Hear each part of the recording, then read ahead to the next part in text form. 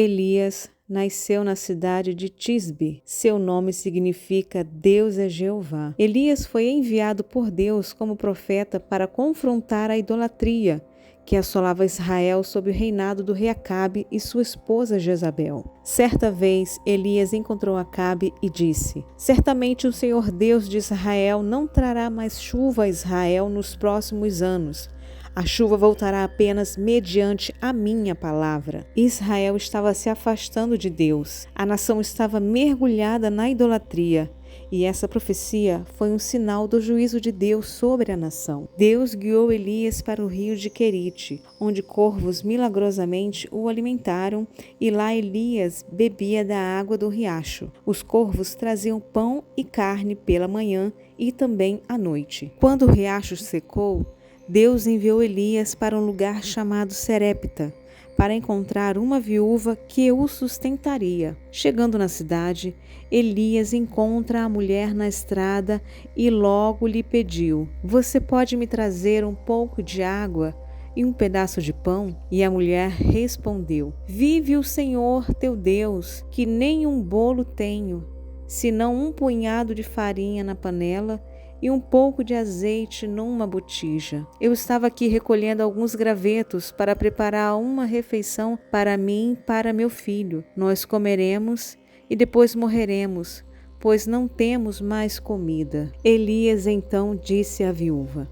Não temas, vai e faça um pequeno bolo com o que você tem e traga para mim, e depois cozinhe para ti e seu filho. Porque assim diz o Senhor: a farinha da panela não se acabará, e o azeite da botija não faltará, até o dia em que o Senhor dê chuva sobre a terra. Ela foi e fez conforme Elias tinha orientado, e assim eles se alimentaram por muitos dias. A história se intensifica quando o filho da viúva adoece e morre. A viúva, muito triste, falou ao profeta: O que foi que eu te fiz, homem de Deus? Vieste à minha casa para lembrar dos meus pecados e matar o meu filho? Elias então pega o menino morto e o leva para o quarto, e o deitou na cama e clamou ao Senhor: Ó Senhor meu Deus, também até a esta viúva, em cuja casa estou,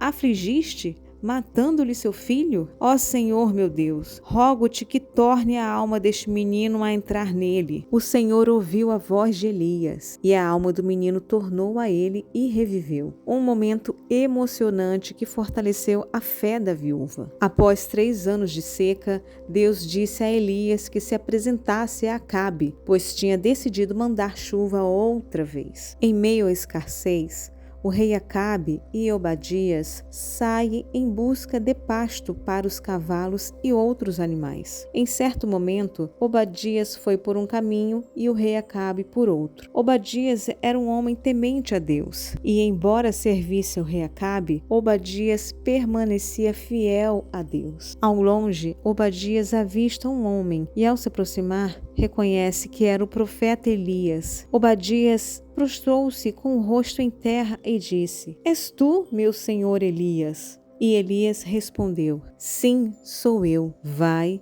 e diz ao teu senhor: Eis que Elias está aqui. Hoje me apresentarei diante de Acabe. Então Obadias retornou e encontrou-se com o rei Acabe e entregou o recado de Elias. Então o rei Acabe foi encontrar-se com Elias. Quando o rei Acabe viu Elias, disse-lhe: É você mesmo, o perturbador de Israel? Elias responde: Eu não tenho perturbado Israel, mas sim tu e a casa de teu pai, porque deixaste os mandamentos de Deus e seguiste a Baal. Elias então confronta Acabe, levando-o a um desafio no Monte Carmelo. O profeta Elias desafiou os sacerdotes de Baal em um dos episódios muito conhecido registrado na Bíblia, que foi a disputa no Monte Carmelo, a fim de provar quem era o Deus verdadeiro, o Deus de Israel ou Baal, o Deus de Jezabel.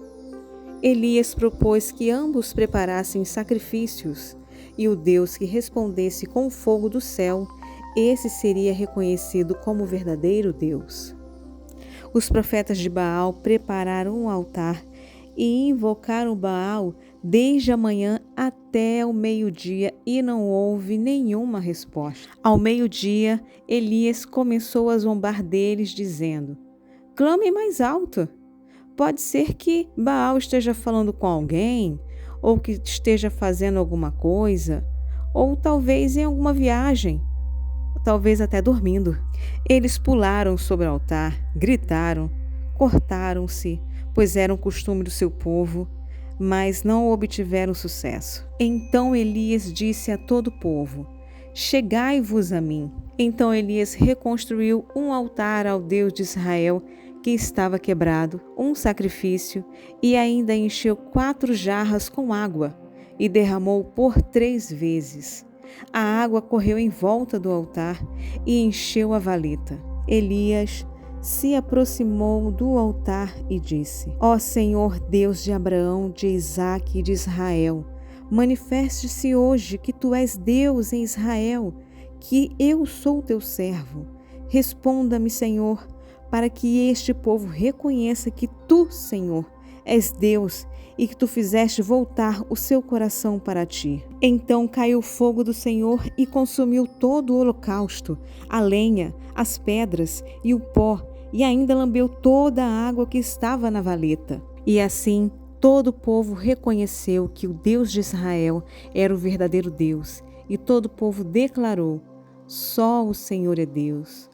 Só o Senhor é Deus. Elias ordenou que capturassem os profetas de Baal e de Aserá e matassem todos eles. Rei Acabe contou a Jezabel sobre a destruição dos profetas de Baal. Jezabel jurou morte a Elias. Jezabel então passou a perseguir Elias e ele foge para o deserto. Nesse momento, Elias experimenta a presença de Deus de maneira sobrenatural no Monte Horebe.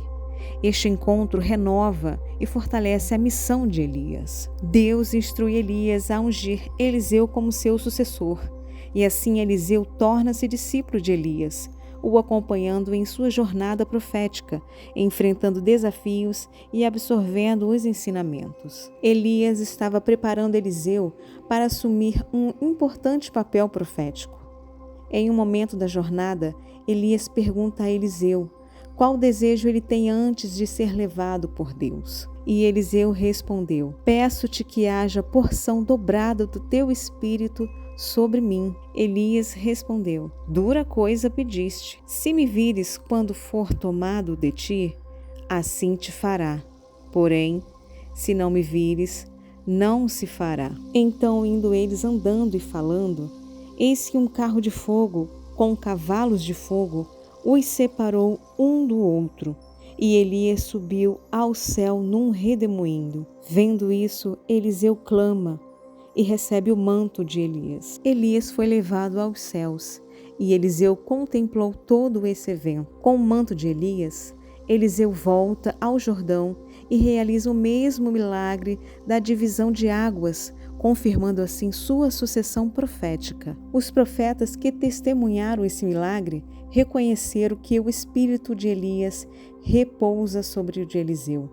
Essa passagem bíblica mostra a transição profética de Elias para Eliseu e a continuidade da obra de Deus através de novos líderes. A história do profeta Elias está registrada no livro de 1 Reis, capítulo 17, ao livro de 2 Reis, capítulo 2. Histórias como a do profeta Elias e muitas outras você encontra aqui no nosso canal.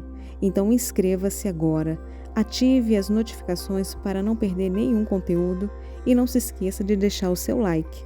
E até o próximo vídeo.